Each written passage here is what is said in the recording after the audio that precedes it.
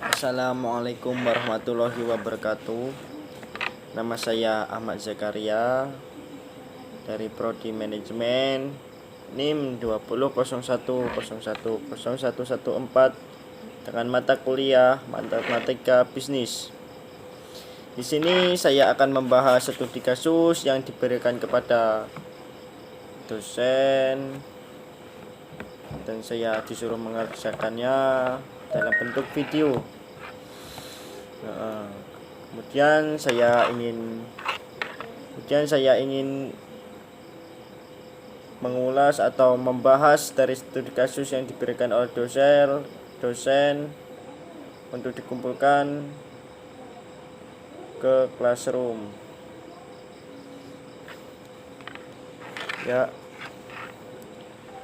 Nomor 1, dalam hukum permintaan dijelaskan bahwa semakin rendah tingkat suatu barang akan semakin banyak barang tersebut yang diminta, dan sebaliknya.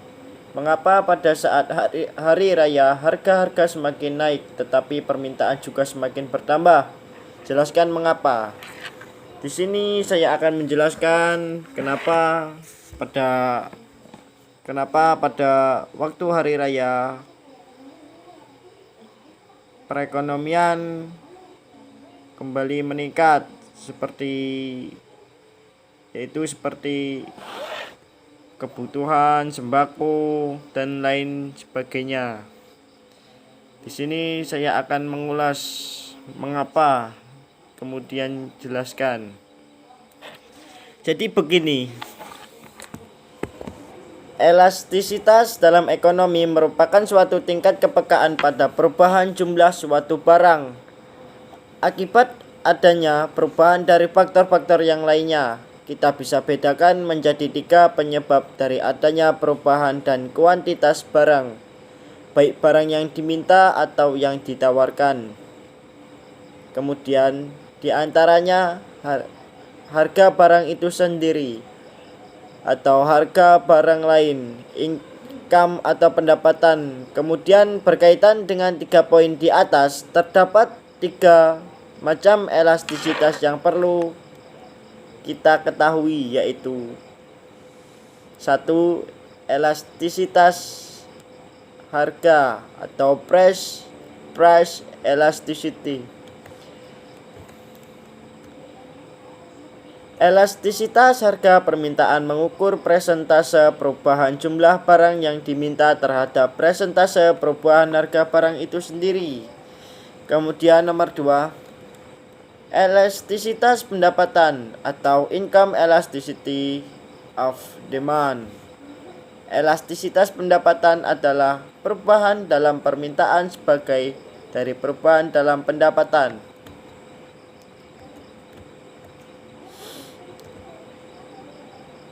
Kemudian yang ketiga yaitu elastisitas silang atau cross elasticity of demand. Elastisitas silang digunakan untuk mengukur besarnya kepekaan permintaan suatu barang jika harga barang lain yang berubah, yaitu harga barang yang ada kaitannya dengan barang tersebut yang berupa barang komplementer dan dapat berupa barang substitusi. Nah, sekarang kita bahas tentang elastisitas permintaan.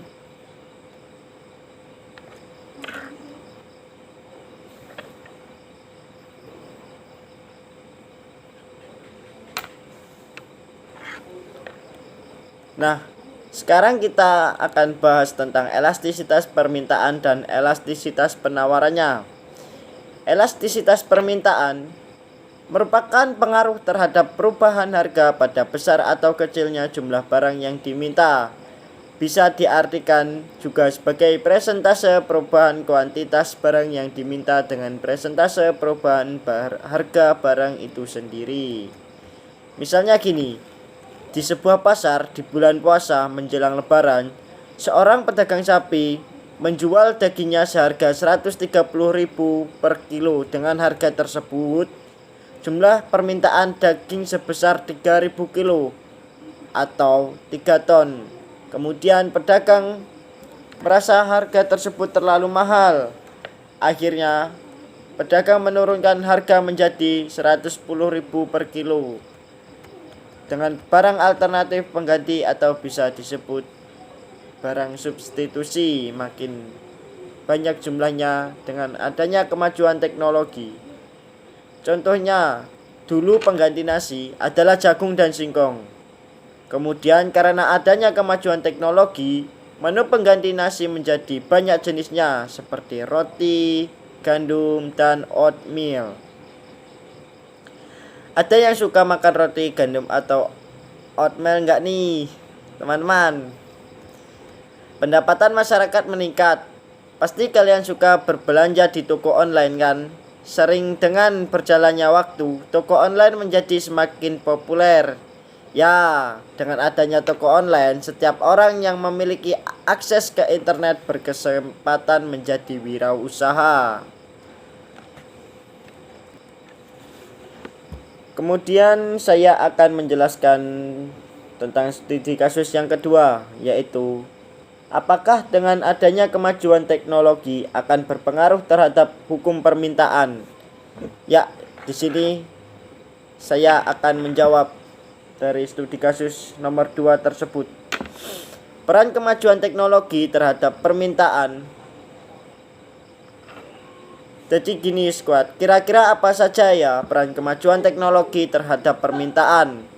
Ternyata ada beberapa manfaat yang mungkin kita atau kamu tidak sadari sebelumnya. Apa saja ya? Yuk, mari kita simak. Yaitu kemudahan dalam memenuhi kebutuhan. Teknologi memudahkan kita untuk memesan barang atau jasa. Loh, kira-kira contohnya apa ya? Ya betul banget, kamu sering pakai ojek online. Sistem pemesanan ojek online sangat dibantu oleh teknologi. Kalian hanya perlu buka aplikasinya, lalu pesan ojek online-nya sesuai dengan kebutuhan kalian masing-masing. Yo, siapa di antara kalian yang tidak bisa hidup tanpa ojek online? Nah, itu merupakan jawaban dari studi kasus nomor 2. Oke, sekarang kita bahas studi kasus yang nomor 3. Sebutkan momen-momen atau peristiwa-peristiwa di sekitarmu yang tidak sesuai atau tidak mengikuti hukum permintaan. Ya, saya di sini akan jawab dari studi kasus nomor 3. Adanya kemajuan teknologi sangat berpengaruh terhadap hukum permintaan atau penawaran. Karena setiap kegiatan ekonomi sekarang berkaitan erat dengan teknologi. Misal dalam hal pemesanan barang dapat mempercepat pemesanan karena adanya internet atau online. Dalam hal pendistribusian, barang dapat mengontrol bagaimana proses pendistribusian berlangsung. Permintaan barang yang mendesak pun dapat teratasi dengan adanya teknologi komputer atau internet. Sekian penjelasan dari saya tentang studi kasus yang diberikan oleh dosen tersebut. Kemudian alhamdulillah saya bisa menjawabnya. Dan ketika ada jawaban yang salah, saya mohon maaf. Dan saya akhiri, wassalamualaikum warahmatullahi wabarakatuh.